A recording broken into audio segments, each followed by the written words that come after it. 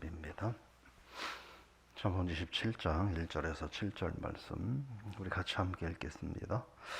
너는 내일 일을 자랑하지 말라. 하루 동안에 무슨 일이 일어날는지 내가 알 수 없음인지라. 타인이 너를 칭찬하게 하고 내 입으로는 하지 말며 외인이 너를 칭찬하게 하고 내 입술로는 하지 말지니라.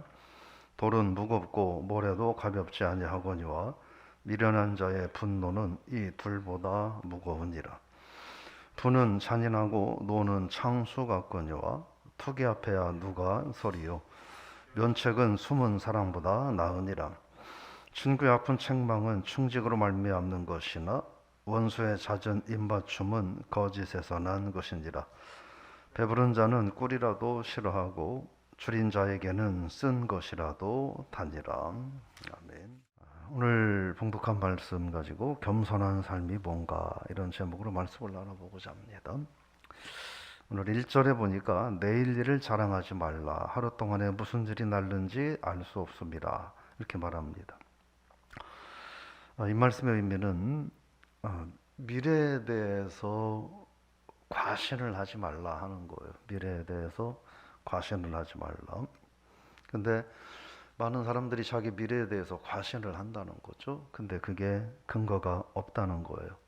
그래서 미래에 대한 것은 과신하지 말고 다 하나님 앞에 맡기고 그 대신 현재 주어진 삶에서 하나님의 뜻에 합당하게 충성되게 살아라. 순종하며 살아라 하는 겁니다.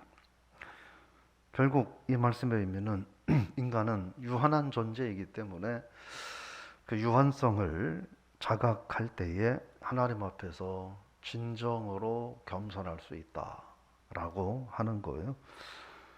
오늘 저 여러분들이 하나님 앞에서 나는 유한한 존재라는 사실을 기억하고 하나님 앞에 미래에 대해서 근거 없는 자신감을 갖지 말고, 대표적인 예수님께서 어리석은 부자의 비유죠. 농사를 잘 지어서 몇 해 동안 사용할 것을 다 예비해 놓고 말하기를 내 영혼아 여러 해 쓸 물건을 쌓아두었으니 먹고 마시고 평안히 눕고 평안히 쉬자라고 말할 때에 주님께서는 내가 오늘 밤 네 영혼을 가져갈 것인데 라고 말씀을 하셨습니다. 저 여러분들이 그 사실을 기억하고 내가 하나님 앞에서는 참 연약하고 유한한 존재다라는 걸 기억하고, 그래서 영원하신 하나님을 사모하고 또 그 하나님의 말씀과 뜻에 순종하는 오늘 하루가 될 수 있기를 축복합니다. 2절 같이 읽어보겠습니다. 타인이 너를 칭찬하게 하고 내 입으로는 하지 말며 외인이 너를 칭찬하게 하고 내 입술로는 하지 말라. 이 말은 아무리 내가 적당하고 또 괜찮은 필요한 일을 했다 할지라도 자화자찬하지 말라라고 하는 거예요. 결국 이 말은 뭐냐면 자화자찬한다라고 하는 건 교만한다라고 하는 거예요. 그렇게 하지 말라는 거예요. 그럼 어떻게 하느냐? 타인이 너를 칭찬하게 하라. 타인이라고 하는 것은 자르라는 말인데, 여기서 말하는 타인은 나 아닌 저 사람이 아닌 내가 전혀 모르는 낯선 사람을 말합니다. 여러분, 낯선 사람이 우리를 칭찬하는 게 가능한가요? 거의 불가능해요. 그럼 이건 무슨 말이냐라고 하는 거예요. 그러니까 스스로 내 입으로 자화자찬하지 말라 하는 건 내가 이걸 잘했고 저걸 잘했고 한다는, 그건 뭐냐면 내 기준이라는 거예요.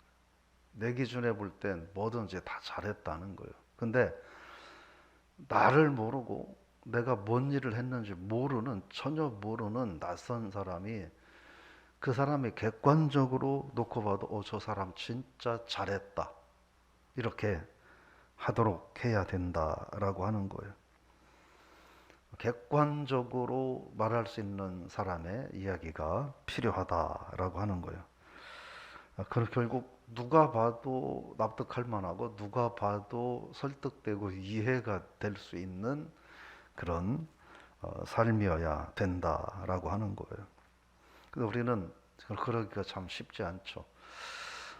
그래서 오늘 우리가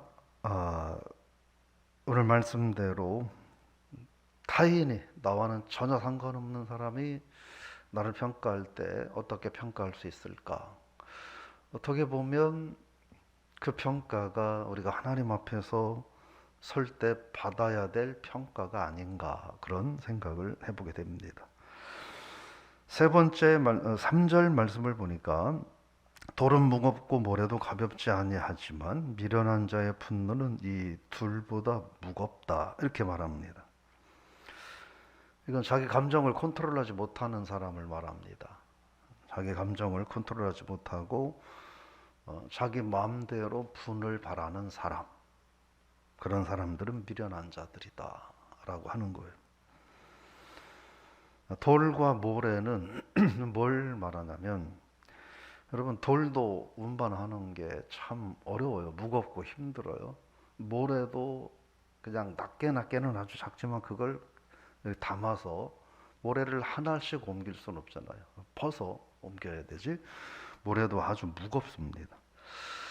돌과 모래를 들고 운반한다고 하는 건 사람으로 하여금 아주 에너지를 낭비하게 하고 사용하게 하고 피곤하게 하는 일이다라고 하는 거예요. 마찬가지로 감정을 절제하지 못하고 나오는 대로 분을 바라는 사람은 다른 사람들에게 아주 피곤한 존재가 된다라고 하는 거예요. 이웃과 사람들을 아주 지치고 피곤하게 만드는 존재다라고 하는 거예요. 근데 그런 미련한 자의 감정을 조절하지 못하는 감정과 분노를 견디는 것이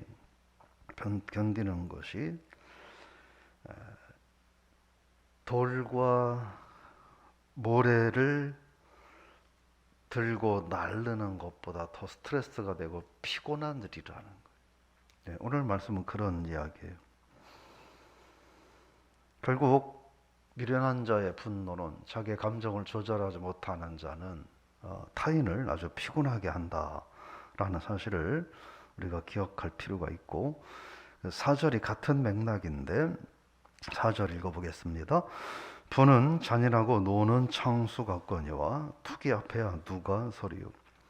3절은 대인관계에서의 문제를 말하고 4절은 부부관계에서 문제를 말합니다.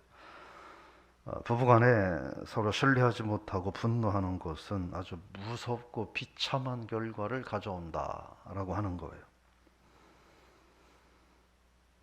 분노도 견디기 어렵지만 이 질투도 어렵다는 건데, 질투는 여기서 말하는 질투는 뭐 어떤 사랑으로 인한 질투 이런 게 아니라 이 불같은 폭력성을 가진 감정을 말해요.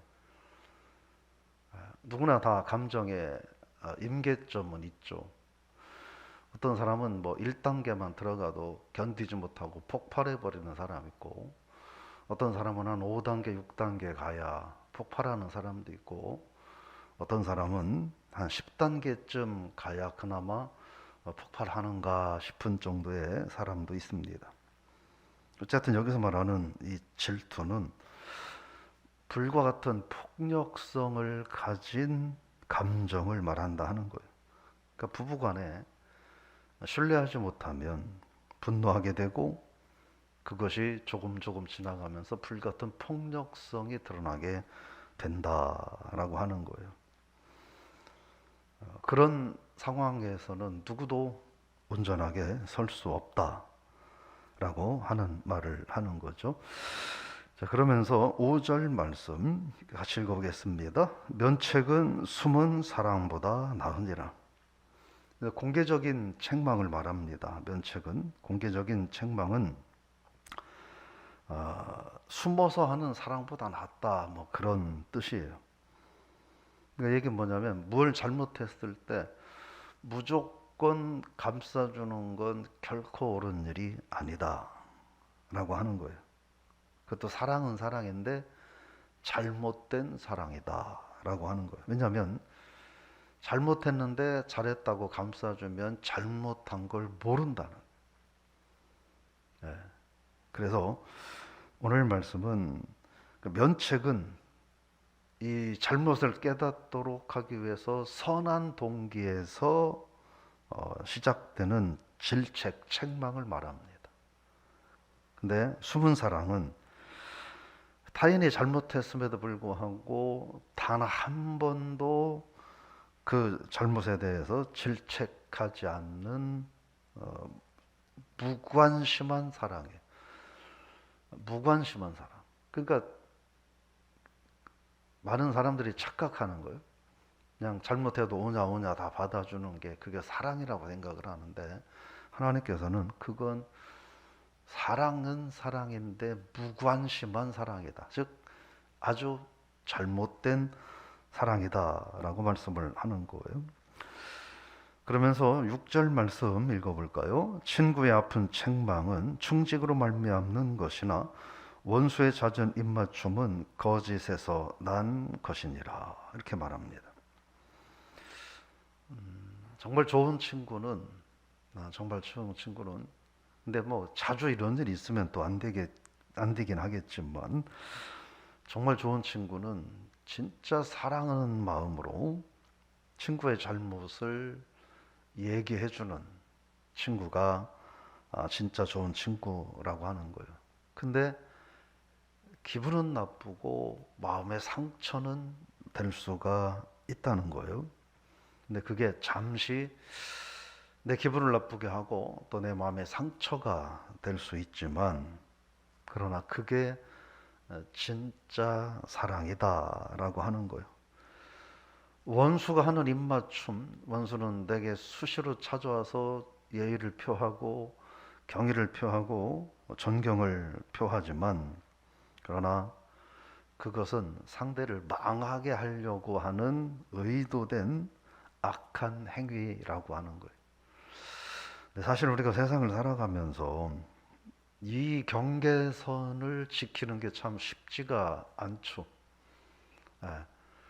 내게 속내를 드러내지 않고 입맞춤을 하는 자들을 또 분별하고 멀리하는 것도 쉽지 않고 또 내게 가슴이 아플 만큼 따끔한 질책과 충고를 해주는 좋은 친구의 권면도 쿨하게 받아들이는 것도 사실은 그렇게 간단한 일은 아닐 수 있다라고 하는 거예요.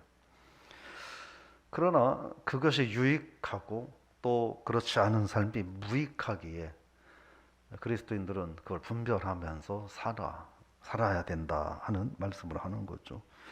그러면서 7절 말씀입니다. 읽어보겠습니다.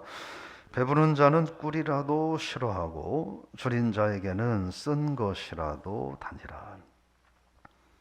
저는 이 말씀에 꼭 아주 격하게 공감하는 사람 중에 하나입니다.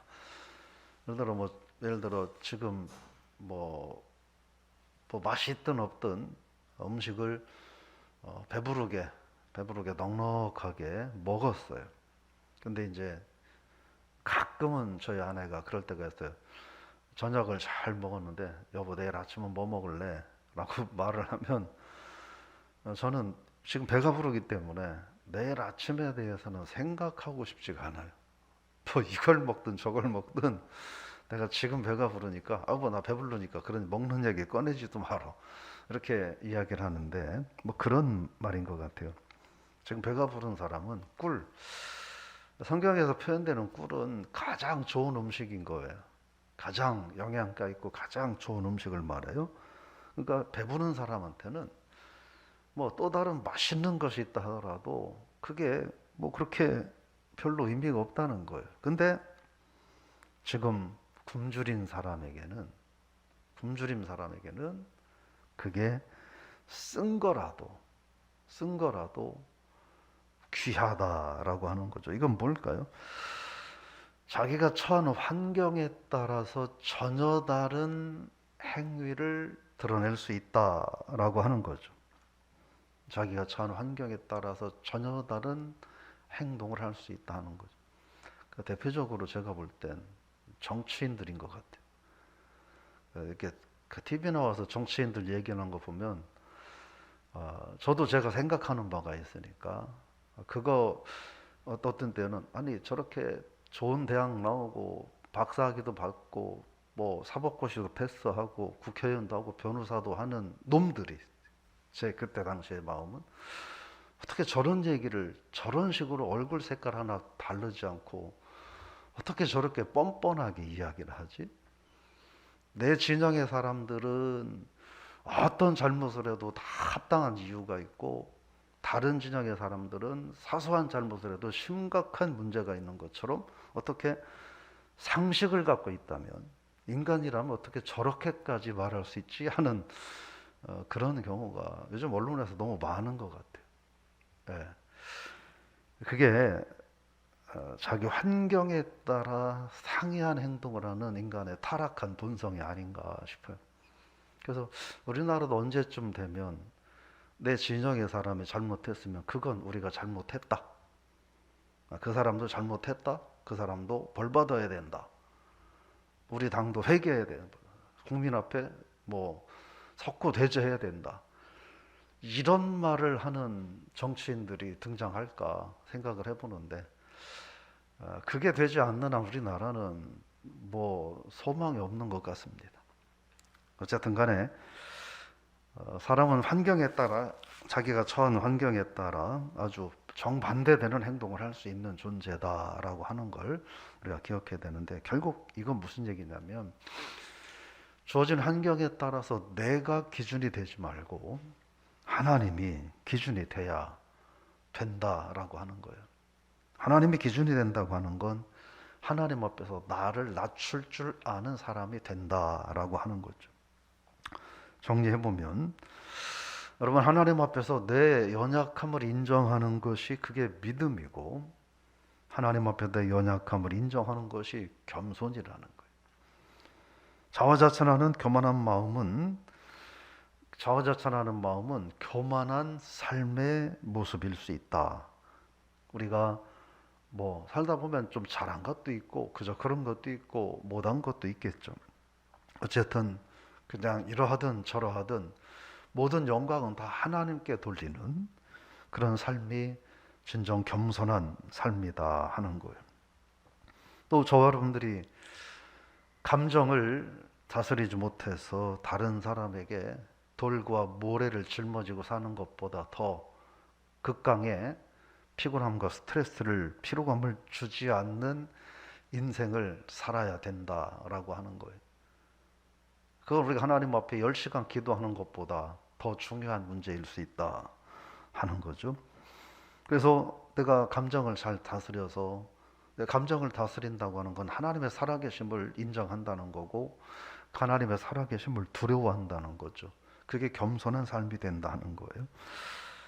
거짓된 칭찬보다 정직한 또 진실한 책망과 권면 앞에 잠시 마음이 쓰릴지라도 수용하는 것이 겸손한 삶이다. 그리고 어떤 환경이든지 하나님을 의식하고 그 속에서 하나님의 뜻과 하나님의 계획은 무엇일까 묻고 살아가는 삶이 겸손한 삶이다 라고 하는 거예요.